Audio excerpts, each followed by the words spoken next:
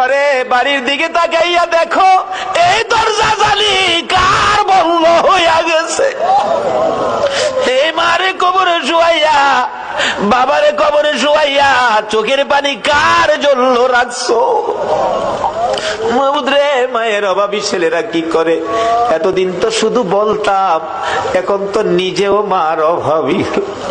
একটা মায়ের অভাবী ছেলে বিদেশ থাকে, সপ্তাহ সপ্তাহ টেলিফোন করে, মা মা তুমি কেমন আছো, আমারে জানাইও। মা কই, বাবা বিদেশ গেছো টাকার জন্য, সপ্তাহ সপ্তাহ টেলিফোন করে টাকা নষ্ট করলে কেমনে হইব? টাকা চিনো রে বাবা, টাকা চিনো।